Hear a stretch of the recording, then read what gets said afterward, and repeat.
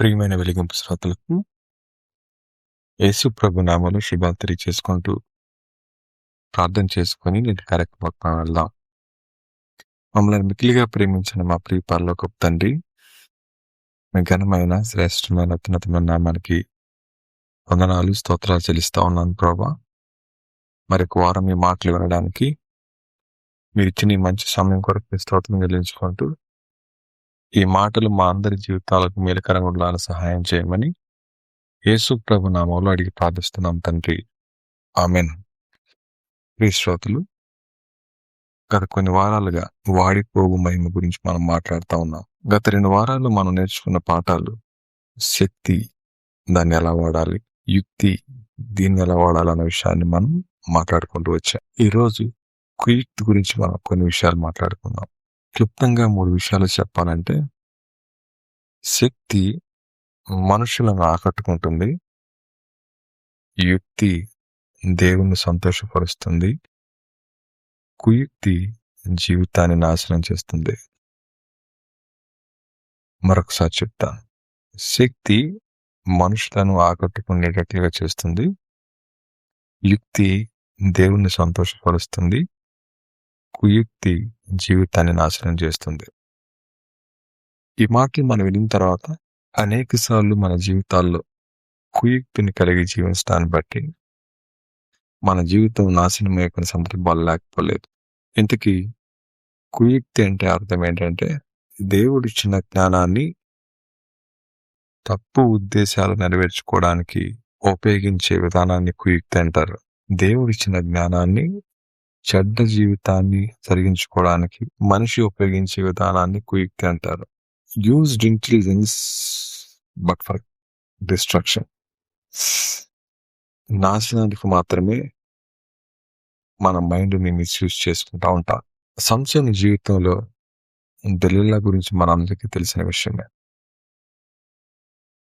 ఆ దలీలా అలాగే కొంతమంది సర్దారులు కలిసి వారికి ఉన్న జ్ఞానాన్ని తప్పుగా ఉపయోగించడాన్ని బట్టి సంసోను యొక్క జీవితంలో ఏం జరిగిందో మనకందరికీ స్పష్టంగా తెలుసు. దీనిలో భాగంగా సంసోను తాత్కాలికమైన సంతోషాల కోసం శాశ్వతమైన వేదనను ఇష్టపడ్డాడు, కానీ తనకిచ్చినటువంటి దైవికమైన జ్ఞానాన్ని దేవుని కోసం ఖర్చు చేయడంలో విఫలమయ్యాడు. మనందరి జీవితాల్లో కూడా అనేక సార్లు దేవుడిచ్చిన అవకాశాలను, దేవుడిచ్చిన జ్ఞానాన్ని మనలో ఉన్న చెడ్డ వాటిని జరిగించుకోవడానికి, మనలో ఉన్నటువంటి పాపపు నైజాన్ని సంతోషపెట్టడానికి అనేక సార్లు రహస్య పాపాలు జరిగిస్తూ ఉంటారు.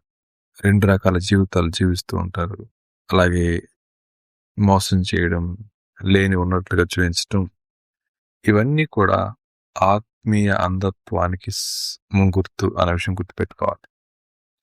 మనందరి జీవితాల్లో ఆత్మీయ అంధత్వం కనబడతా ఉన్నప్పుడు మనలో ఉన్నటువంటి ఆ లక్షణం మనకు గుర్తు చేసే విషయం ఏంటంటే, మనలో రహస్య పాపాలు ఉన్నాయని, పాపాన్ని విడిచే మనసు ఇంకా రాలేదు అన్న విషయాన్ని జ్ఞాపకం చేస్తూ, ఆ కుయుక్తిగా మనం జీవిస్తూ ఉన్నప్పుడు ఎంతో కాలం నీ నా ఆటలు సాగు అన్న విషయం గుర్తుపెట్టుకోవాలి. అందుకని ఇంగ్లీష్లో సామెత ఉంటుంది, God is not looking for strong people, he's looking for wise and surrendered people.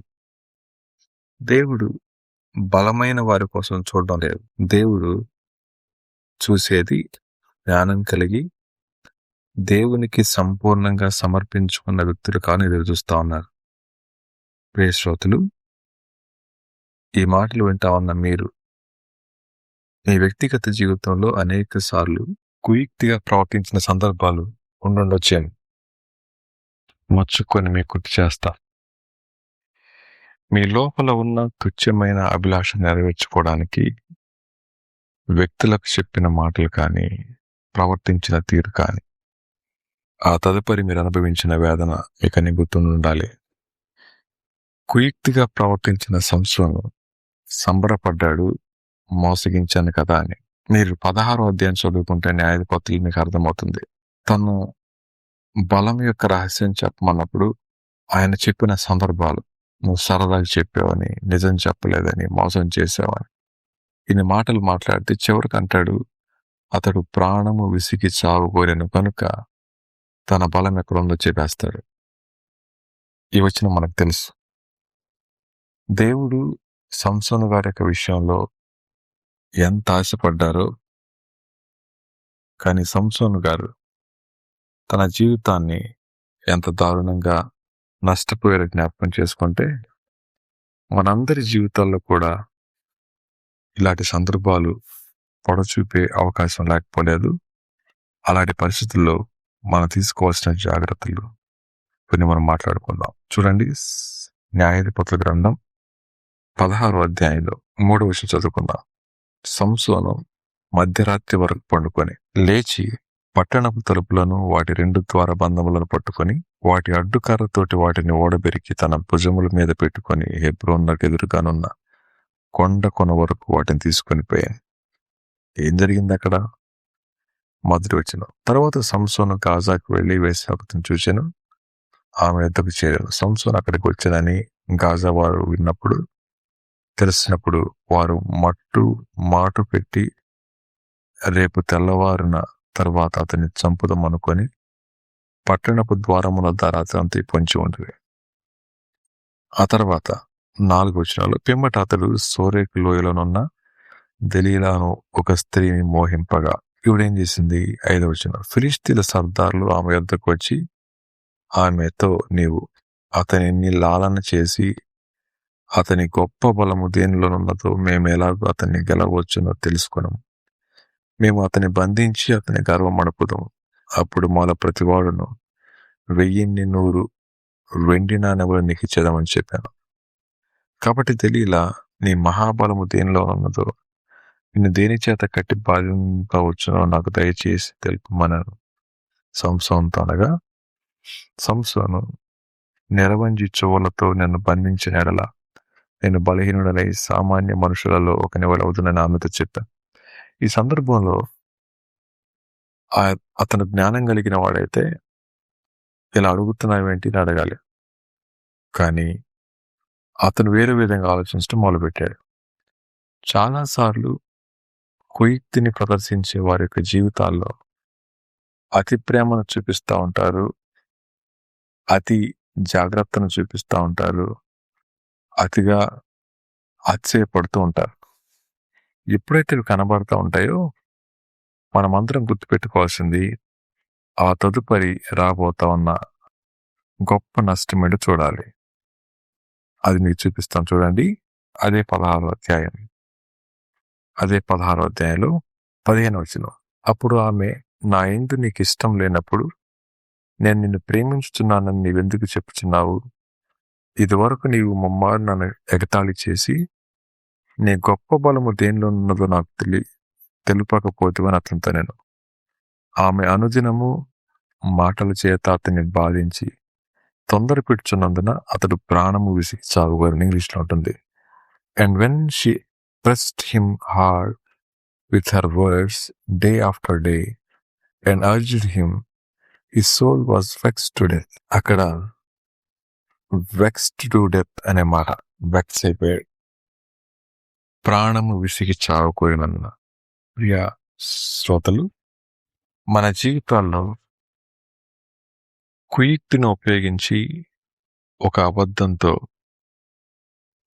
ఒక రోజు, ఒక నెల, ఒక సంవత్సరం లేదా కొన్ని దినాలు గెలవచ్చేమో, అప్పటికి నీది పై చేయకుండొచ్చేమో. అంత మాత్రం చేత అది శాశ్వతం అనుకోకండి. శాంసన్ తన జీవితంలో అబద్ధాన్ని ఆశ్రయించాడు, కుయుక్తిని ఉపయోగించాడు, కొన్నిసార్లు జయాన్ని పొందాడు. తుదకు ఆమె అనుదినం అతనిని హింసిస్తా ఉన్నప్పుడు అక్కడ రాయబడిన మాట, అతడు ప్రాణము విసిగి చావుకోరును అనే మాట. శ్రోతలు, కుయుక్తి చేత జీవించే ఏ వ్యక్తి స్వశక్తితో పైకి రావడం ఎప్పటికీ జరగదు. కుయుక్తితో బ్రతికే ఏ వ్యక్తి స్వశక్తితో పైకి రావడం ఎప్పటికీ జరగదు. అలా జరగకపోగా ఆ కుయుక్తిలోనే జీవితాన్ని మొత్తం సమూల నాశనానికి అప్పగించుకుంటాడు. మనం గుర్తుపెట్టుకోవాల్సిన అంశం కూడా అదే.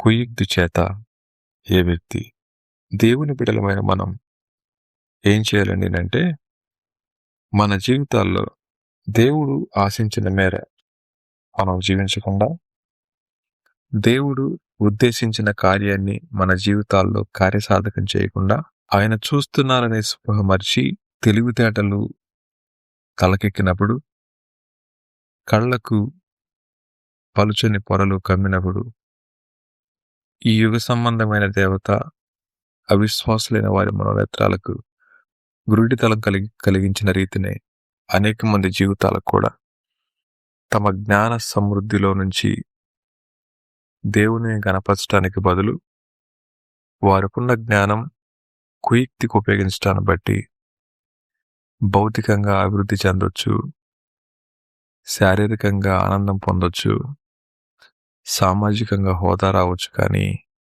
మీ ఆత్మీయ భ్రష్టత్వం నుంచి ఎవ్వరు విడిపించలేరు. ప్రియ శ్రోతలు, ఉన్నతమైన ఉద్దేశం కోసం పిలువబడిన సంసోను తన జీవితంలో తనకున్న జ్ఞానాన్ని తన అభిలాషలను తీర్చుకోవడానికి ఉపయోగించిన కారణం చేత తాననుకున్న ఆనందాన్ని పొందాడనుకుంటున్నాడే కానీ ఆ తదుపరి ఆయన అనుభవించిన శ్రమ మీరు గమనిస్తే ఎంత భయంకరమైందో. అదే 16వ అధ్యాయం కొంచెం కిందకు వెళ్ళినప్పుడు 21వ వచనం చదువుకున్నాం. 21వ వచనం. అప్పుడు ఫిలిష్తీయులు అతన్ని పట్టుకొని అతని కన్నులను ఓడదీసి గాజాకు అతన్ని తీసుకుని వచ్చి ఇత్తడి సంఖ్యల చేత అతన్ని బంధించేది. అతడు బందీ గృహములో తిరిగలి విసురువాడాయను. అయితే అతడు క్షౌరము చేయబడిన తరువాత అతని తల వెంట్రుకలు తిరిగి మొలుచుటకు మొదలుపెట్టెను. And the Philistines seized him and gouged out his eyes and brought him down to Gaza and bound him with bronze shackles, and he grounded at the mill in the prison. బలమైన నాయకుడు అపహాస్యానికి కారకుడయ్యాడు.